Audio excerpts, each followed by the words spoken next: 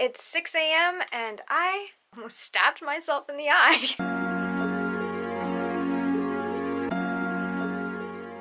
This is my first day of being a published author and I have a flight to catch. No, but really it is 6 a.m. and I'm still drinking coffee, but we are going to Tokyo to fly out on our vacation. It is on the day of my book launch. I am frantically like trying to answer as many messages and notifications and saying thank you as many times as I can before I am out of cell service. We're not getting a SIM card or anything. We're kind of just going off the grid for this vacation. I won't be highly reachable, but I did want to vlog because I'm reading books. There's a few books that I'm transferring over in this vlog, and I'm also hoping to get some writing done on book 2 in the Solstice Court. Hopefully, I also have a haul in this because I did an unhaul in my last vlog, and I'm hoping to actually gain books on this trip. Fingers crossed, and once I get a little bit more ready, I'll go ahead and update you on the books I'll be reading during my vacation.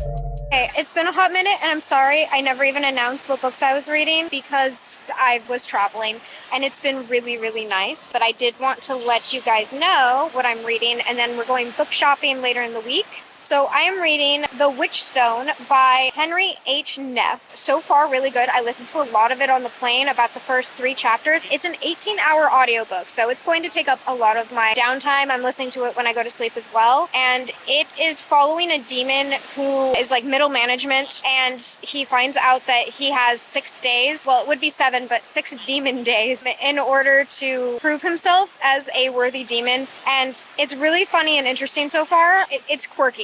It's really on the nose, but it's been working for me. Then I'm also reading Sylvia Morena Garcia's Certain Dark Things. This is a vampire story, and we've already had someone get bitten. This is really fun and interesting. It's like vampires in like an old Mexico City. So for now, that's what I'm reading and listening to, and I'm just relaxing on the beach. So things are going well on my second day of being published, and I cannot wait to go book shopping later.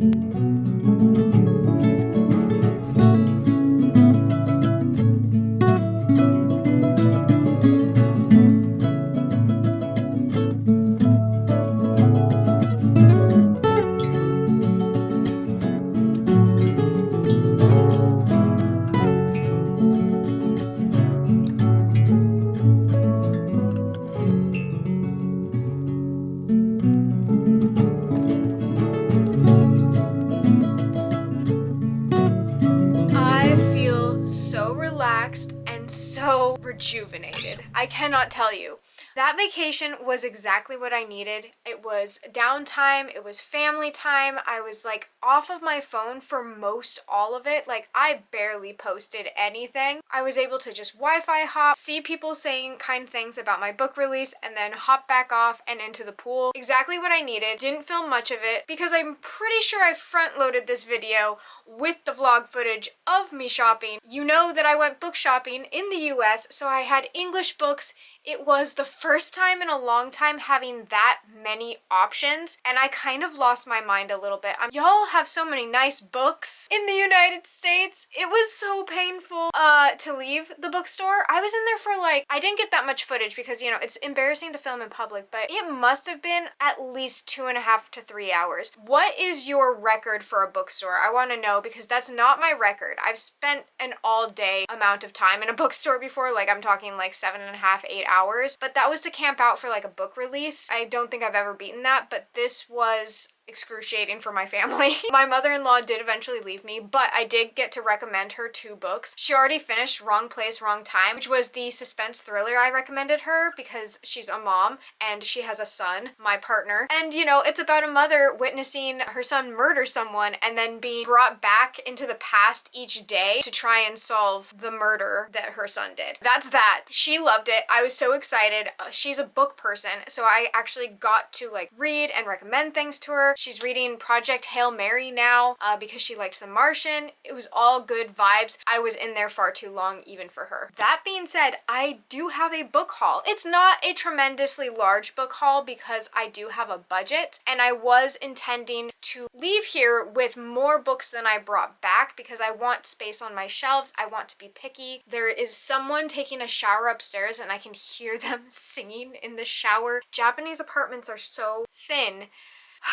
I'm gonna try not to let it distract me. If I knew the song, maybe. It's not a tremendously large book haul, as I think I was saying, because I did have a budget, and if you didn't see my vlog, I'll go ahead and link it down below, but it was me preparing for my vacation, a little bit more information on my vacation. The vacation isn't the important part of this video. You're here hopefully for the book haul, which I will go ahead and start because I'm already getting rambling. This is my book, The Solstice Court, which I did not get in this book haul, but I'm just gonna keep rambling. You know what? That's the truth of it. I went into Barnes & Noble and I asked them about my book, just for a thrill, just for the feel of it. I was like, hi, do you have The Solstice Court? And they're like, let me look that up for you. I'm like, okay. And they look it up and they're like, we do. Would you like us to order it for you? And I told them no. I just wanted to know because I already owned it. I just wanted to see you. And then we moved on to the rest of the books on my list. But oh my gosh, when I saw my book pop up in the background of that lady's computer, it was a feeling. It was a sparkle. She went, oh yeah, here it is. Hardcover, paperback. And I'm like, uh-huh. Tell me more, lady.